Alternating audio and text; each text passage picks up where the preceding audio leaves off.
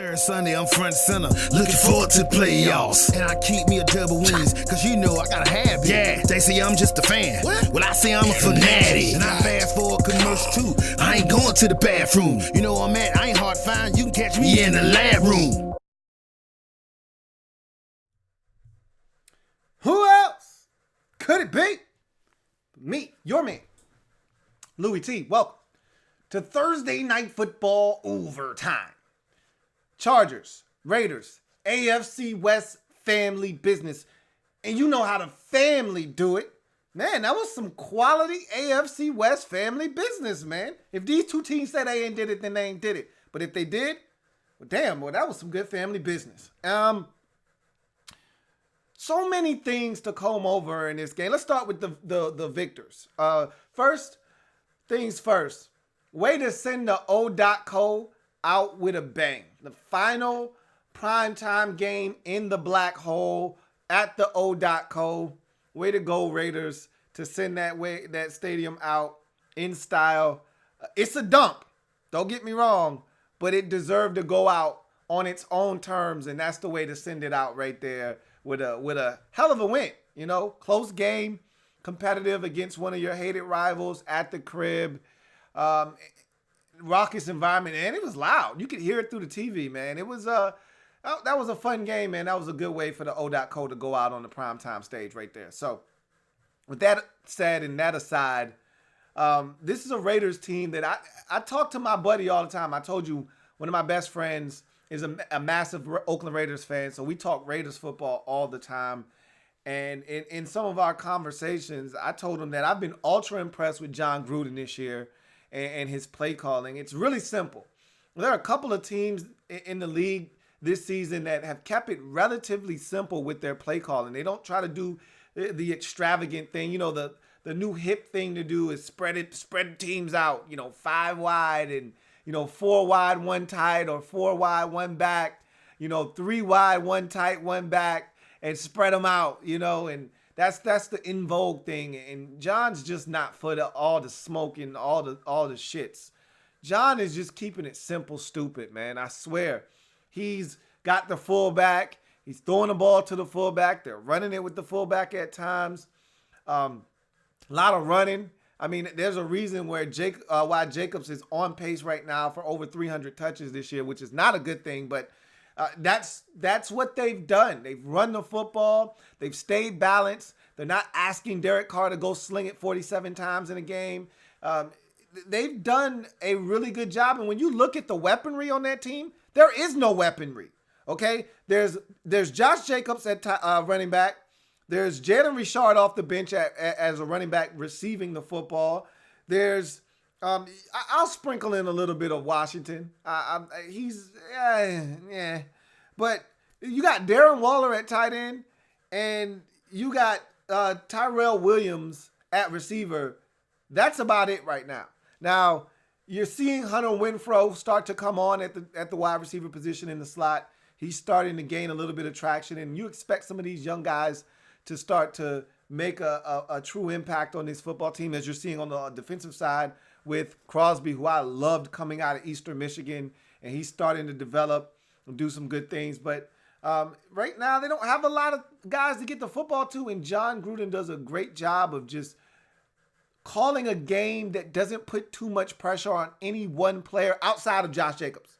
But this offensive line, they've poured a ton of money into it, so you want to lean on those guys to make plays and get the job done up front. And that's what they did tonight. That's what they've done all season long. That's why the Raiders are 5-4 right now. Derek Carr's playing at a high level again. He's not being asked to do a lot. Spread it around, find the open guy. And Gruden, to his credit, has done a great job of just keeping it simple, man. In a league where everyone wants to be extravagant, Matt Nagy doesn't know if he's coming or going because he's got so many plays he's trying to call and doesn't know anyone know what the hell's going on. And the Raiders and the Packers and the Rams and the 49ers, these are teams that are just keeping it simple. And you're seeing it show up week after week with the efficiency of their offenses. They're not making a ton of mistakes. Why? They're just keeping it simple, man. And that's what they've done all season long. That's what they continue to do tonight. And it paid off again. And I want to really give some credit, though, to the Raiders defensively tonight, because I thought they were going to lose this game because, one, I thought that the Chargers were going to be able to get to Derek Carr a little bit more than they did tonight. I was so impressed with what they did to the Packers, and some of that was self-inflicted by the Packers last week, but still, I wanted to give the credit where it was due to the Chargers, and I thought they would be able to replicate a lot of what they did last week against this Raiders offensive line and offense in general, but they weren't able to do that. They early in the game, despite the mistakes by their offense, they were able to get stops. They were able to get to Derek Carr, and I thought that was going to be the trend for the night, and it just wasn't. They, especially in the second half, they were incapable of. I shouldn't say that. The second half, they did a really good job of not allowing the Raiders to run away with this thing after the opening possession. I want to say the opening possession field goal they gave up. The Raiders didn't score again until the final possession of the game. But I thought that they would be able to do a little bit more defensively. And when you look at it, they really weren't that bad defensively. You give up the touchdown at the very end on a drive where you need to get a stop. They weren't able to do so. That's frustrating. But I mean, you look at most of the game, the defense, I guess you could say they did what they needed to do. 10 of the Raiders' 27 points come off of turnovers. I mean, 17 points given up defensively. You feel good about that effort week in, week out. That's supposed to get you a win 8 times out of 10. So that's unfortunate for this defense. But really what it boils down to is when you needed to stop, you couldn't get it. Offense goes down, gets the go-ahead score. You need to make that stick at 24-20. It's not like they need a field goal. They needed a touchdown. You got to keep them out of the end zone there, and they weren't able to do so. But even still, Phillip Rivers, he was trifling tonight. He was downright dirty, nasty, and disgusting. That offensive line was just as funky as it wanted to be. Now, they've got injuries up and down that offensive line, and we can sit here and make excuses for them 6 ways a Sunday, but at the end of the day, they got to play better than that. That was just horrendous on the part of that offensive line. And Phillip Rivers didn't do them any favors. He was just awful in this game, was Phillip Rivers. And if not for the Raiders penalty, let's be honest. If not for the Raiders penalty, I don't know if this game is even this close. Seriously. They scored a touchdown because of an interception that's negated by an offsides. Phillip Rivers should have thrown 19 interceptions tonight. I mean, he was terrible, was Phillip Rivers. And the Raiders just continue to make mistake after mistake after mistake to keep the Chargers in this ball game. I mean, they had 12 penalties in this football game. And probably 5 or 6 of them were unforced errors that were totally avoidable.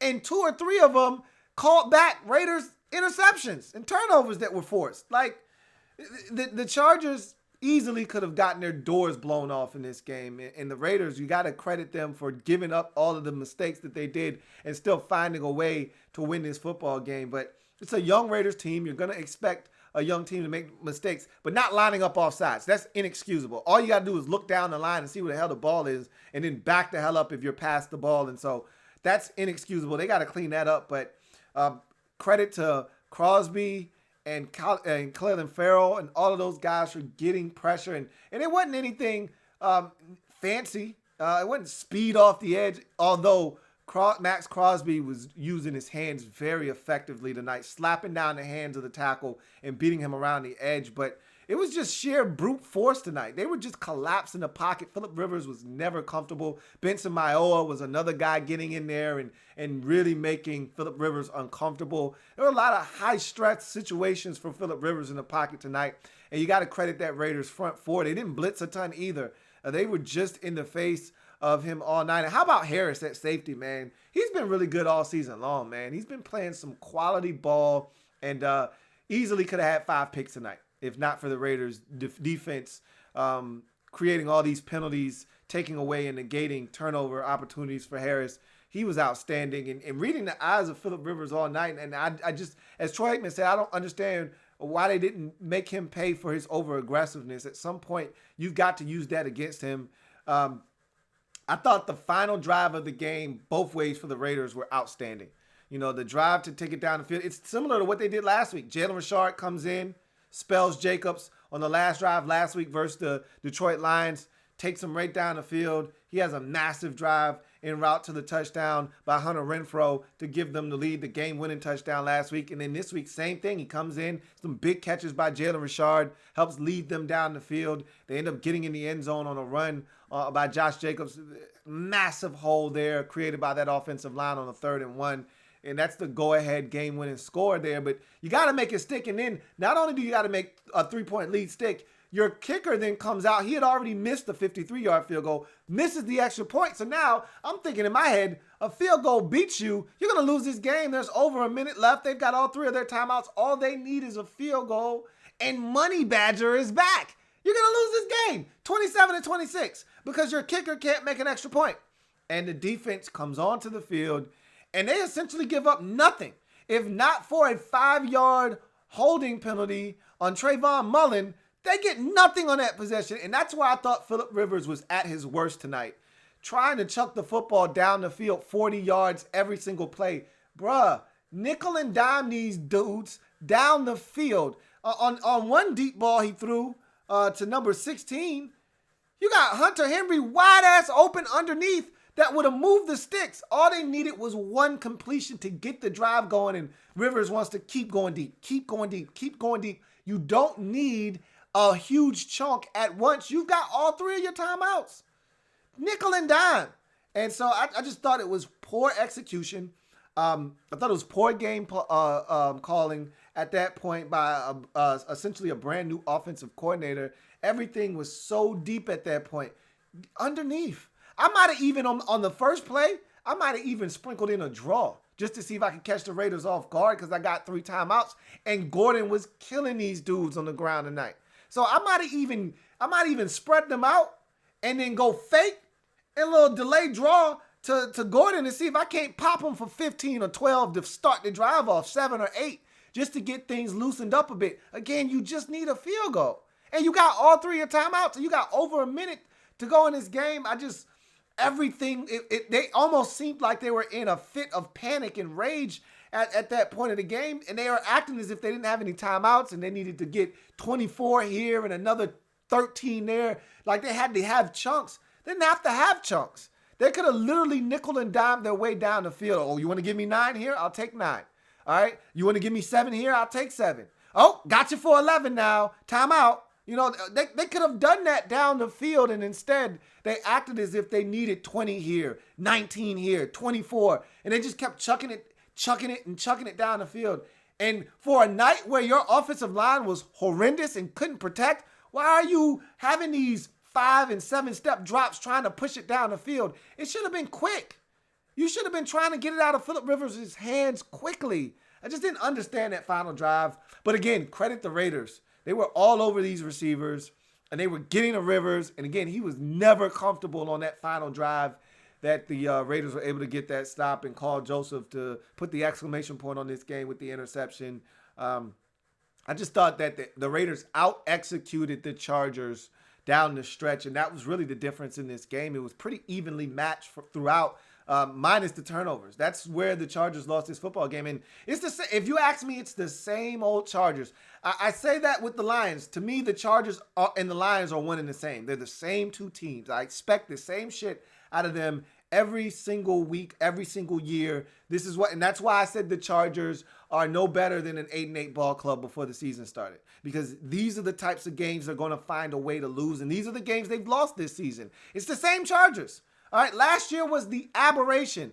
All the games that were close, they were finding ways to win. But generally speaking, the Chargers lose those games. And they showed you why tonight. Mistakes, bad play calling, poor execution, and the offensive line was a sieve. And so your end result is a 26-24 win for the Raiders. I thought the Raiders were exceptional down the stretch. And despite all the penalties and despite all the mistakes, they made the plays when they had to be made in this game. And it's a young football team. I really like the direction the Raiders are going in. They're a young group. You see the talent. You see this team starting to buy in and believe that they can win these close ball games. They won one last week versus Detroit. They win another one this week.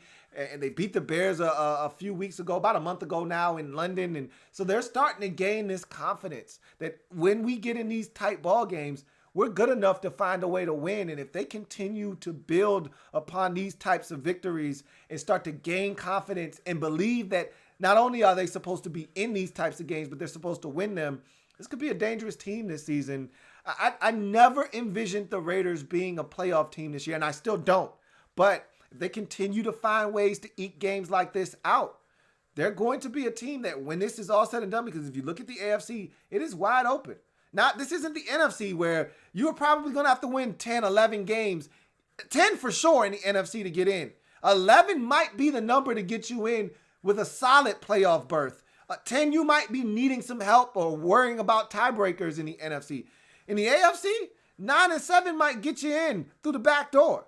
And so with the Raiders being 5-4 right now, they've positioned themselves to have an interesting end to this season. And I'm hearing, and I haven't had a chance to look at their schedule, but listening to the telecast, their schedule is probably going to ease up at the end because they made it sound as if the Raiders have a very doable schedule.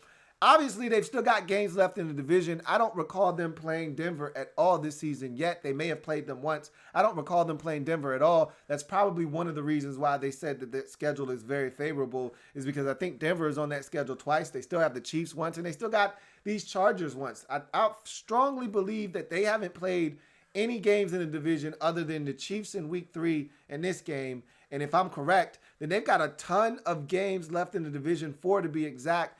And if that's the case, they've got some winnable games because these Chargers aren't a team that you need to be afraid of. And the Broncos twice, I think that one of those games definitely winnable. Maybe both of those games are winnable football games if you're the Raiders. And then you got the Chiefs again. And hell, you had a 10-0 lead on them going into the second quarter, and then all hell broke loose, and they scored 28 unanswered points and won the game 28-10. But that's another story for another day. Bottom line is, look out for the Raiders. I said all of that to say this.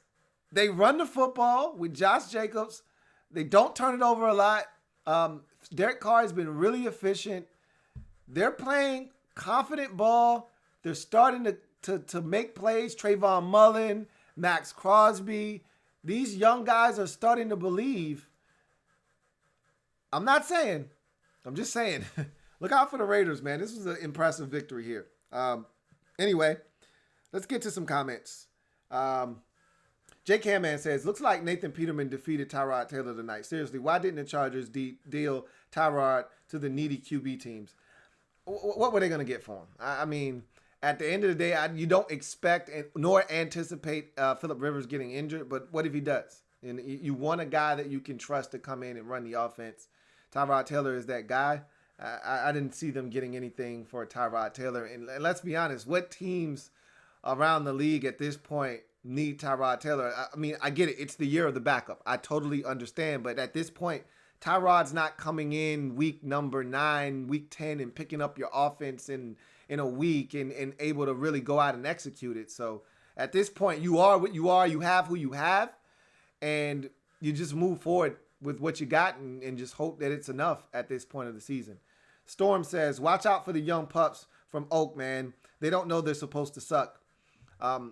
That's pretty much what I was saying, except I don't think they suck. I just didn't think they would know how to win. The Detroit Lions don't know how to win. The Los Angeles Chargers don't know how to win. I just thought the Raiders wouldn't know how to win. They'd be in close ball games, but they wouldn't know how to win. They've won close ball games this season. And that's why they're 5-4 instead of, 3-7 right now, or 3-6, or 4-5. So they found ways to win close games. Niners fan says, damn, did the Chargers forget how to run the ball? I don't know. That's a great question because Gordon was killing them. I even said on that final possession, and it may be just me, but on that final possession, I started with a draw. I tried to catch the Raiders because they hadn't stopped the run all night long. So I don't know why the run wasn't more prevalent, especially in the second half when they were absolutely gashing the Raiders on the ground. Storm says, Carr's 19th game-winning drive sets NFL record for most in a QB's first 6 years. That's clutch as F, man. Yeah. Carr's been able to do this throughout his career. Especially, I remember in 2016, he probably had about 5 or 6 just in that season alone, man. I remember the fade ball in Week 1 versus the Saints to Krabs on a 2-point conversion for the win when Del Rio was rolling the dice. And Carr's been able to do that throughout his career, man. And I was just glad to see the defense, even though I had the Chargers and I was pulling for the Chargers, I was glad to see the defense stand up because I thought the defense was going to give it away, and it was good to see them stand up at the end of this game and make those 2 points stand up and be enough to win the football game tonight. Let's see. Captain Spartan says Rivers might want to think about the R word coming up soon. I think Tyrod Taylor could have made some of those throws. Already reported earlier this year, the Bolts love Joe Burrow and Fromm. Phillip Rivers is getting up there, man, and we all know that. It's the same Phillip Rivers. I'm not going to sit here and act as if this is any different than the Phillip Rivers we've seen the first, 10, 11, 12 years of his career. This is who Phillip Rivers has always been. You get good Philly Rivers, you get bad Philly Rivers. Phillip giveth, Phillip taketh away. He's never been able to move outside of the pocket. He's always had 2 left feet. He's getting older, so he's going to have more reluctancy to run and move. And so they got to protect better. Phillip Rivers has always been a statue. And with that offensive line, both of their tackles being injured, it's just a tough assignment. It's a tough situation to be put in if you're Rivers. But he's got to play better than that. He's got to perform better than that. His team needs him to be better than that, and he wasn't good enough tonight. Simple as that. Craig Smith says, they had 1 minute and 3 entire timeouts. They kept chucking the ball like they had to score a touchdown. That play calling was horrendous, and Wiz can't be the fall guy this time around. I just said that. He said everything that I just said, and instead he just said it in probably 5 to 7 minutes less time than I said it. But yeah, that's pretty much what I said. That was terrible play calling. And again, you got over a minute, 3 timeouts, and all you need is a field goal. And I just didn't understand the desperation that they were playing with as if they needed 4 chunk plays and they only had 1 timeout and there was only 22 seconds left on the clock or something. I just didn't understand the desperation to go down the field when you could have nickel and dimed your way in the field goal range. It's, as Troy Aikman said, it's so easy to get in the field goal range in this league, especially late in the game when teams don't want to give up anything big, so they're giving you things underneath. Normally, in that spot, as an offense, you don't have 3 timeouts. It's so rare. I can't remember the last time I saw a team with 3 timeouts in that situation that they were just in. It is so rare, and maybe that's why he was trying to throw the football down the field, because he's not accustomed to having that, but I'm not making any excuses for him. That's no excuse. You're a veteran. You know how many timeouts you have at your disposal, but to think that you got 3 timeouts and you didn't use the entire field. I mean, if they were, because most teams don't want to give you out of bounds. They don't want to give you the deep ball, nothing cheap, nothing deep. So everything in front of him and everything in the field to play. Okay, I'll take the 9-yard play over the ball and maybe run for an additional 3-4 yards and pick up 13. And if I got to burn a timeout, I will. But I got plenty of time. I got the entire field. It was no need to be chucking it deep. I agree with Craig, 110%. Ali Side says, Lou, what positions do the Raiders need to improve on the most? I know corner is a need, but what else, man? Just want to hear your opinion.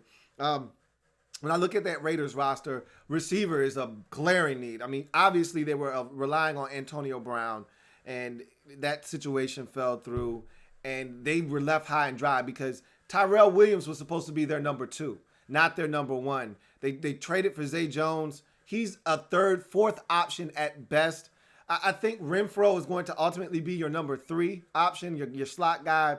But you don't have a true number 1 on your team right now. So you need a legit number 1 wide receiver. It would do wonders for that offense. If you could get your hands on a top flight receiver in this year's draft, that would change the whole dynamics of your offense.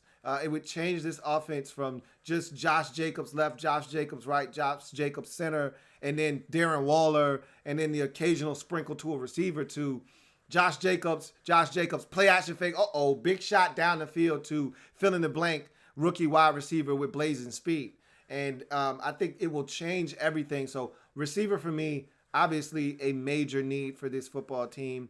You just mentioned corner. That's also a need in Oakland.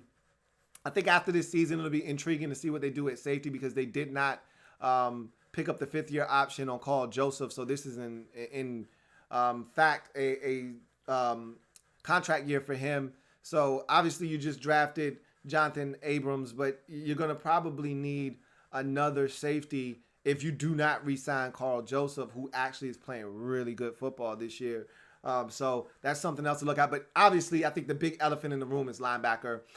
Defensively, you need linebacker help. You need cornerback help. You need wide receiver help. I think those are your three biggest needs on this football team right now as it stands. But this is a team that I have confidence in. With Mike Mayock as your GM, you're going to fill those voids on your football team rather quickly and with quality football players. I'm pretty confident of that. That's how high I am on Mike Mayock. So I trust that he'll get it done for you. Reese says, why did Phillip Rivers keep going deep on that last drive? You had plenty of time with 3 timeouts. Why go for the home run? I think that's the biggest question. I alluded to that. Craig alluded to that. Now you're alluding to that. I think that's the biggest question everybody had was what was the deal with that? And, I just didn't understand that. The 20th Mike says the Raiders about to move to a never stadium. You mean a newer stadium? They're going to move to Las Vegas. Is where they're moving to. Reese says John Gruden is using Josh Jacobs the same way he used Cadillac Williams. Yes, he's going to run that young man into the ground. So I hope that that he gets some help at some point because I'd love to see him get to a second contract. But the way John is using this young man, he may not get to a second contract, or at least there won't be a lot of tread left on the tires when he does get to that second contract. Let's see. Ali Side says Raiders just are playing against the Bengals and the Jets next. I think if we beat the Chiefs, we might actually make it to the playoffs, but we all know it ain't going to happen. Look, anything is possible. Like I said, with this win here, it gets you over 500. I told you, if you want to have the P word discussion with me, get over 500. First, you got to get to 500, but you need to get over 500. You're over 500, so I'm willing to listen. Jets and Bengals, that should be 2 wins right there. Again, you got the Broncos left on your schedule, I believe twice, if I'm not mistaken. I could be wrong, but who'd you play week 1? You played the Broncos week 1, so I'm tripping. So you got the Broncos one more time in Denver. That could be 8 wins right there. If you beat the Jets, you beat the Bengals, you beat the Broncos, that's 8 wins. Now you just got to find one more somewhere else. If you can find a way to get one more somewhere else, and you've used up pretty much all your home games in the division. As a matter of fact, every game in the division you've played thus far has been in the at home. So played the Raiders week 1 at home, Chiefs week 3 at home, and you just played the Chargers at home. So all of your remaining games in the division are on the road. You're gonna have to find a way to get one of those. I think you're gonna beat the Broncos, but it's family business, so you know how that goes. Anyhow, Gregory Lightbody says, I kind of wish we traded up for Jacobs instead of Sweat. Well, you got to remember we had Geis. They thought, and we still do have Geis, and it's going to be intriguing to see what Geis is. I wasn't as high on Geis coming out. I thought he was a good back, but I was more of a Kerryon Johnson guy. But even Kerryon Johnson hasn't been able to stay healthy. So Jacobs, the beauty of Josh Jacobs, unlike a Kerryon Johnson, unlike a Darius Geis, he wasn't the bell cow at Bama, so he comes into the league with fresh legs, man. This guy wasn't utilized heavily at Bama, whereas, Darius Geis was the bell cow at LSU at a time when they didn't have Joe Burrow. They stunk at quarterback, so they had to hand the ball off, and teams knew that and stacked the box, and he took shots. And same thing with Kerryon Johnson. It wasn't the best situation at the quarterback position, and he got a ton of carries, and he got beat up and physically beat up in college, and so he came into the NFL with a little bit of tread off the tires, whereas Jacobs, full tread, brand new tires. He was ready to go. Reese says, Phillip Rivers has had this team let him down at times, but he's been a choke artist in big moments at times too. Facts. It goes both ways with Phillip Rivers.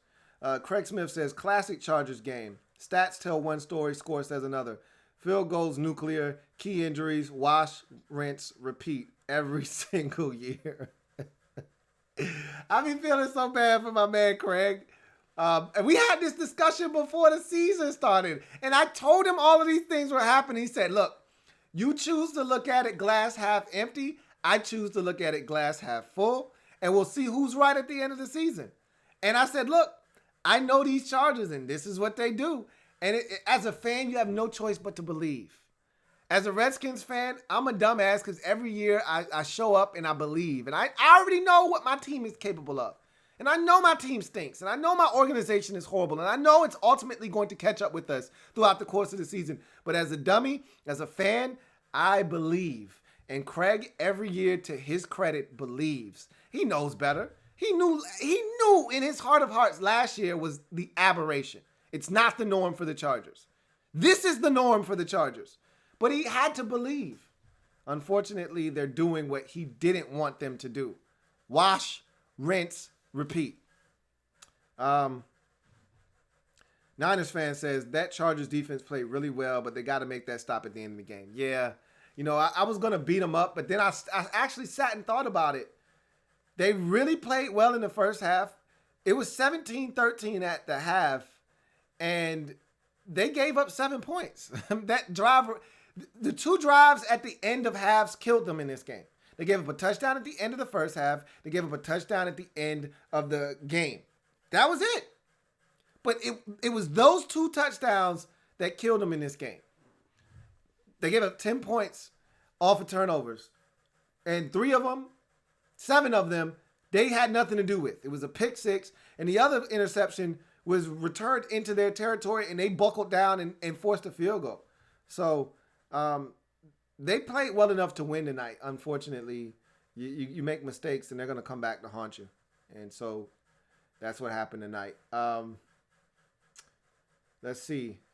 JP says, should the Chargers bring Derwin James back this season, or should they just sit him and rest him? Look, they're 4-6 right now, are the Chargers, and the season's not dead. And we know the Chargers can get hot at any time. They could win 5 out of their last 6, get to 9-7, and then all of a sudden, they're a hot team. No one wants to play as a 6 seed. Stranger things have happened. You just got to see how it all plays out. If let's say he's ready in 2 weeks from now. They got to win the next 2 games for me to bring him back. If we drop one of those 2 games and we're sitting at 5-7, I'm probably not bringing Derwin James back. But, if we win those next 2 games, we get back to 500 at 6-6. All of a sudden, now I'm looking like, hey, man, why we can't run the table, get to 10-6, and get in the postseason and make some hay, make some noise. So it just all depends on when he's going to be available, because if he's available next week, you play him. If he's available in 2 weeks, then you need to win next week and feel good about bringing him back, or else you just sit him. You don't want this guy coming back and have it be in vain and then have him injure something, and now he's spending the entire offseason rehabbing instead of getting better at his craft. So it all just depends on where he is in his recovery process and where this Chargers team is after another debilitating loss, where their mental psyche is. Niners fan says, Tom Telesco needs to take some heat. If you want to play pass-heavy offense, you need to improve your O-line. Enough with Sam Tevy.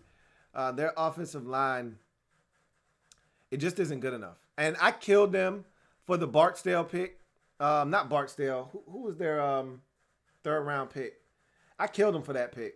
I thought that was a horrendous pick. I don't love what they've done with this offensive line. They've missed on a number of guys. It's unfortunate because they've spent draft capital on players and they just haven't worked, whether it's DJ Fluker or Feeney, the guard. They've just haven't. What was the name of that second round guard they spent a high second round pick on? And it wasn't Feeney, it was another guy. Can't think of his name. I want to say he's from Western Kentucky though. And he just hasn't panned out for him really. And they've had some bad luck on the offensive line with their selections, but that goes back to scouting, and they got to do a better job of finding depth. Guys that can play in this league as backups that you don't fall completely off the face of the earth when your starters get hurt. I mean, the guys that they're trotting out there at tackle are just horrible right now. JP says the Bolts let Josh Jacobs go right up the middle on them, straight down Broadway. Where's the defense in that situation? It was just some good blocking, and they were tired probably at that point. I don't want to make excuses for them. You got to buckle down and find a way to get a stop there, but they were tired. The Raiders had moved the football all the way down the field, and they had tempo on that final drive as well. I think they were a little gassed. And that might have been one of those situations where you might want to take a timeout on defense there. But I think, if I'm not mistaken, that play might have come after some kind of stoppage in play. I thought it might have been a 2-minute warning or no, I don't think it was 2-minute warning. Something happened. It was somewhat of a stoppage. I don't know if someone got injured or what happened there, but anyway, Azad Belial says, "What up, my man? Hope you're doing well. Is Phillip Rivers the Carmelo Anthony of the NFL, the most underachiever in the NFL history? LA should look for that young QB in this upcoming draft." I think Carmelo Anthony was a loser. Like, he's a super loser. Like, that's not Phillip Rivers. Phillip Rivers is more like John Stockton and Karl Malone. Like, he's more of that guy. He's more of a Patrick Ewing, Charles Barkley type. Carmelo Anthony is the highest level of loser. Like, I wouldn't put him in that category. I wouldn't put that on him. Niners fan says Nucheno Nwosu has really been solid in that defense. He has. He had a sack tonight too. JP says, "You think Tom Telesco is back as Bolts GM next year?" Yeah, I don't think he's going anywhere. Niners fan says, "What are your thoughts on the play of Trayvon Mullen thus far?" He's been solid, man. I talked to my buddy, and he loves Trayvon Mullen. Trayvon still has some of those traits we saw from Clemson. He can be a little handsy, can be a little bit grabby. But all in all, he's got all of the traits you're looking for. He's got length, he's got size, he's got speed. And so I think he's a guy that's going to be one of the cornerstones of that defense. I think one of those building blocks for that defense. A guy that they can look at as a true number one corner for them and just start to build off of that in that secondary. So they love Abram.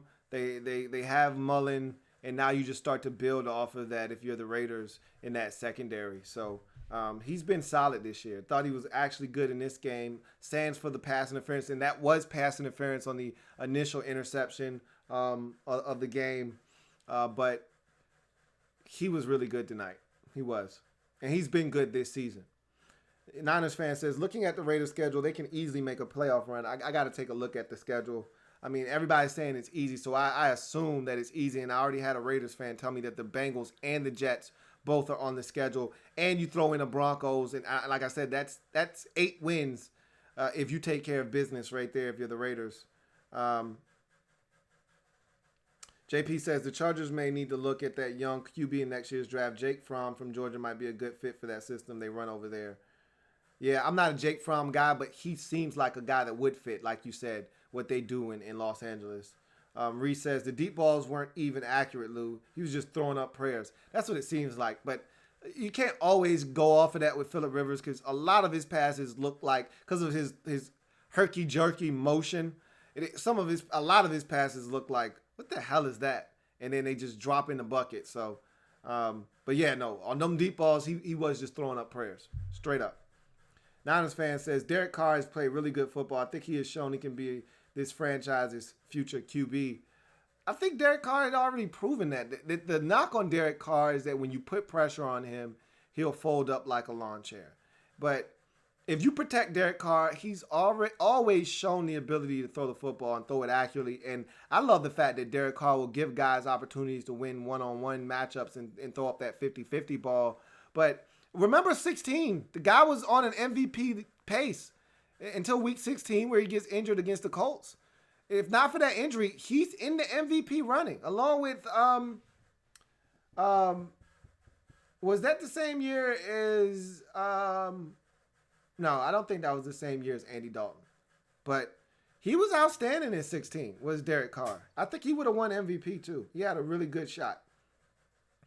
JP says Chargers offensive line needs to be so much better than they were tonight. They were letting the Raiders defensive linemen get in Rivers' face all night long. And it was so disappointing because just straight bull rushes. A lot of them were just straight bull rushes and slapping their hands down. And then they started looking for the speed, and then they were oversetting and getting called for holding penalties and whatnot. It was bad. JP says, is it safe to say we were wrong about the Raiders being bad this year? Pretty much. I conceded that about 2 or 3 weeks ago when I watched them against Green Bay, even though that ended up being a blowout loss. They were in that game until Derek Carr pulled one of his classic Derek Carr shenanigan down by the goal line. But I realized that this team, and I told you I love what John Gruden is doing with this offense, because after week 1, I was convinced they wouldn't have enough on offense. You know, I thought it was going to be the Darren Waller and Tyrell Williams show featuring Josh Jacobs. And I was wrong. He's spreading the ball around, and he's keeping this offense simple. Emperor Meat says, I remember the last year when you were hating on my boy Derek Carr. He's playing really well again, reminding people that he's a good quarterback. I thought that he wasn't going to last in Oakland because John Gruden didn't love him. But what I failed to remember is that Gruden can't stand young quarterbacks. Like, that's his kryptonite. Gruden would much rather go out on the streets and find some team's trash as a 5th-year quarterback or a 7th-year quarterback than develop a young guy. That's just not Gruden's style. It's always been his way to get veteran quarterbacks that can run his system. And Carr is a perfect fit for what he wants to do in Oakland. And so, yeah, I was wrong about Derek Carr because I didn't know if he was a great fit for what Gruden wanted to do. And he is a great fit for what Gruden wants to do.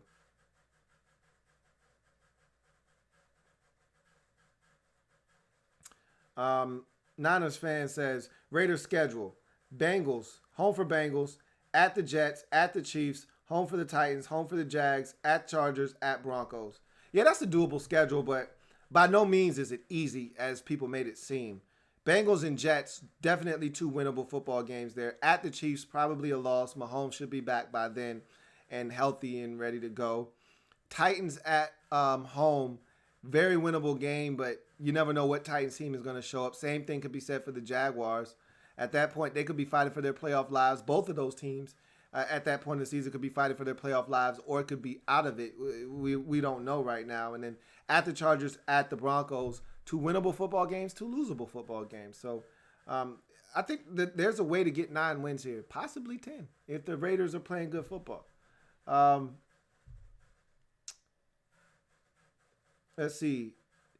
JP says 0 chance Gordon is back with the Bolts next year. I wouldn't say 0. I wouldn't, and he's starting to look good now too. You know, he's starting to shake off some of that rust that came with not playing preseason ball and not playing the first 5 weeks of the season. JP says, now that we're approaching the 10-week mark, the playoff race is heating up. Any chance an under-the-radar team could sneak in, and if so, who? Kind of hard to say in either conference right now because it's still – I like this. I like to wait until the bye weeks are done. Once we get to Thanksgiving, that's when I start focusing in on the playoffs. That's when I start being able to identify dark horse teams and things of that nature. You're still kind of far out because literally you could go on a 3-game losing skid and kill your season right now. You know, you could get hot and win 3 games and all of a sudden you're back in the mix. You know, the Chargers, that's why they're not dead yet. They win 3 straight and they're 7-6 and all of a sudden they're back in the mix. So it's hard to say right now. Jordan Moreno says, is Max Crosby the type of rusher that any team would like to have? I think he is a guy that he's so long, he's so active, and he's so raw. When he was coming out of Eastern Michigan, I just saw a lot of workable tools there, man. I loved his get off. I loved his motor, and I loved his length. He got a lot of things you can't teach. And now it's just about putting on weight and gaining a little bit more experience, coming with a rush plan. He had a plan tonight. You could see what it was. I'm going to use my hands, beat him around the edge with some speed. I'm going to threaten him with that speed. Now I got him thinking speed. Now I'm going to use this bull rush and change and convert this speed to power. And now when he's looking for speed outside, he oversets. I'm going inside. And that's how he was able to draw that holding penalty. Like, he had a plan tonight. And he won early on and almost forced a fumble. Had that ball that went up in the air. That Gruden challenge, and I don't know why. He does it every week where he challenges a play, has no chance of winning. But he set him up early, and he beat him early with the hands and off to the races with speed. And that got him, that was Scott that he beat. And that got Scott thinking, okay, I gotta set quickly and get to the outside so he can't beat me with his speed. And that set everything else up for the rest of the night. Now he was able to bull rush. Now he was able to go inside because he overset. And so Crosby is a guy, that a lot of teams would like to have. That kind of length, that kind of motor, and you see that he's starting to put things together. He's being coached well. Those are things and traits that you want in an edge rusher for sure. Azad Bilal says, Raiders are a team that needs a deep threat. Derek Carr does a lot of checkdowns, and they have no one capable of getting downfield efficiently and testing out Carr's arm. Speed, wide receiver is missing. Yes, and that's what I said earlier. They need a true number one wide receiver on their football team. And if they can do that, and remember, I was talking to my buddy today, and he was like, yeah, we got that Bears pick. I forgot all about that. So that Bears pick, which we thought was going to be back into the first round, if they continue to stink, that could easily be a top 12, dare I say top 10, top 7 pick. I mean, the Bears are trending in the wrong direction. They need a win, and they need a win badly. They don't get one this week, it could spiral out of control for the Bears, and you could look up, and they could end up being a 5-11 team. And if that happens, look at the Raiders in prime position to get a 7th, 8th, 9th, 10th pick in the draft this season to go along with their first-round pick. A guy says, top 10 pick from Bears this year with a deep wide receiver. Look at that. So me and him were on the same page there.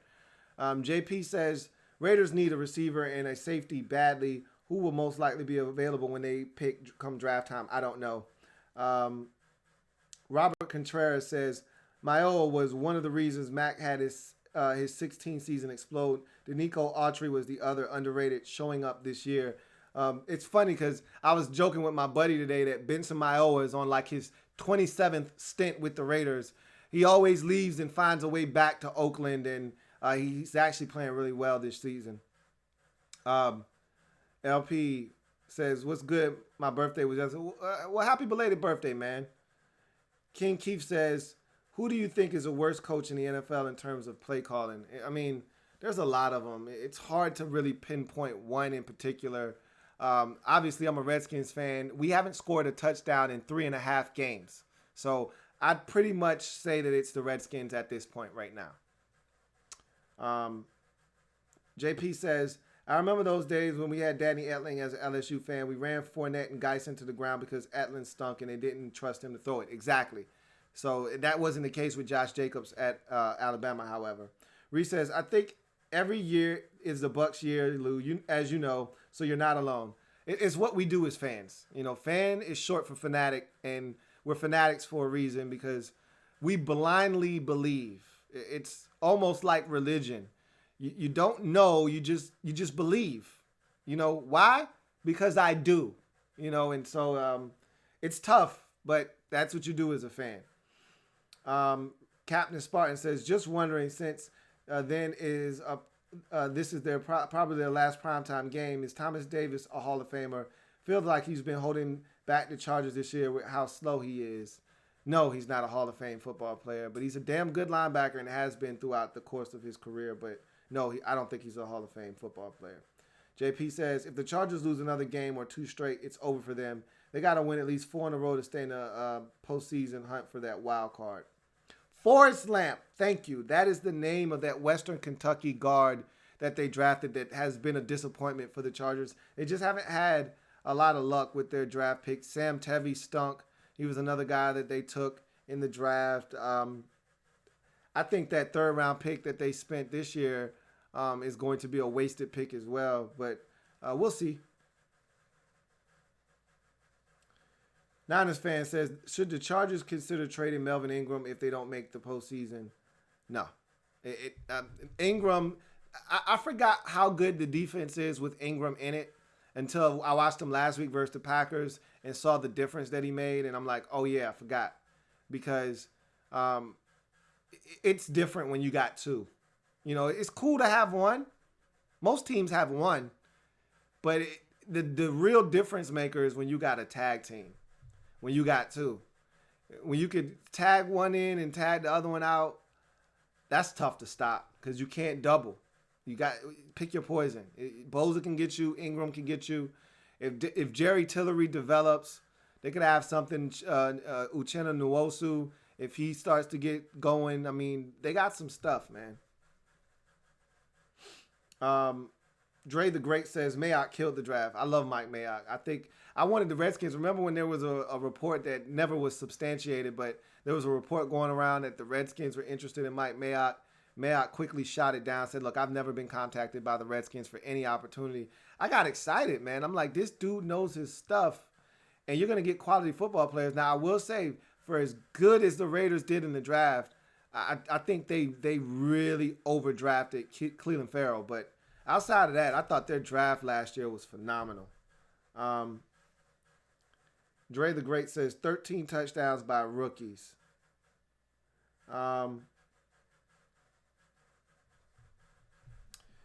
Captain Spartan says, I still feel like Melvin Gordon is going home to the Packers.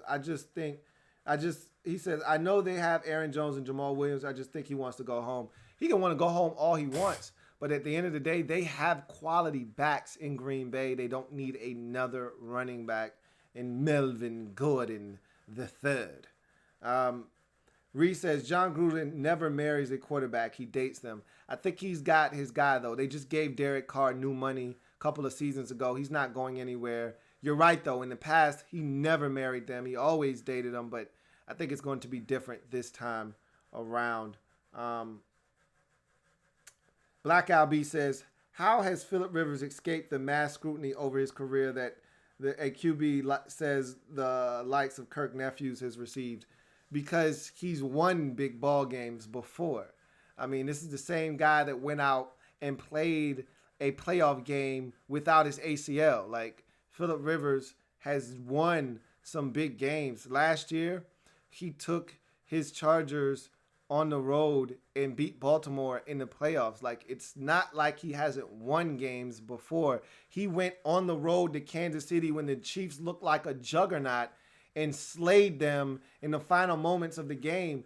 That's what saves Phillip Rivers. For all of the mistakes, for all of the 3 and 4 interception games and the games where he looks like straight ass, there's games in there where you go, wow, man, Phillip Rivers is a gamer. Like, where he goes out, puts the team on his back, and wins a game that they have no business winning. And so it all balances itself out when it's all said and done. Let's see. And that's it. So you guys were on one tonight, man. You guys had the comments coming. I appreciate you guys, though, man. This was a fun game, and I think a lot of you guys were into it. That's why we got so many comments tonight, man. But big win for the Raiders. Who knew, man? Who knew that 10 weeks in, the Raiders would sit here at 5-4 with a realistic shot of making the postseason, man? But they still got to go out and win football games. They can't afford a letdown against the Bengals, the Jets, or the Broncos. They need to win all 3 of those games down the stretch, in addition to beating a team like Tennessee, Jacksonville, or both. You know, you win all of those games, 4 out of those 5 games, and I think that gets you into the postseason potentially at 9-7. Now, again, got to see how the rest of the AFC shakes out, but I like their chances. I really do. I've been really impressed with the Raiders this season, and this is a big win for them. And probably more importantly, I was impressed with the defense tonight. And if they can duplicate this, I think some of that credit needs to go to that Chargers offensive line. They are putrid. But got to give the Raiders credit, too, for forcing the issue tonight. They were outstanding. And so big ups to that Raiders defense for coming up huge in this ball game. But nonetheless, I'm your man, Louie T, signing off. Remember, if it's not your man T, it's not the best NFL coverage it could be. Make sure you like the video, subscribe to the Louie T Network for more great content if you haven't already done so, and share this video as well. I got a ton of content coming out tomorrow. So be on the lookout for that. A number of videos coming your way. So please check those out. Please like those videos. Please share those videos. And also, please check out the newest installment of the Louie T Network podcast. That should be coming your way tomorrow as well. So busy day on Friday. So you guys make sure you're checking for the Louie T Network tomorrow. And that's going to do it for me. I thank you guys for joining me here on Thursday Night Football Overtime. Raiders get the win 26-24 in the very last primetime game in the Black Hole. I thought that was a very fitting end to the O.co on the primetime stage. Chargers drop to 4-6 with this gut-wrenching loss. Raiders go to 5-4. We'll see how the season plays out for both of these teams moving forward. I'm out of here. You guys enjoy the rest of your night. Have a good one.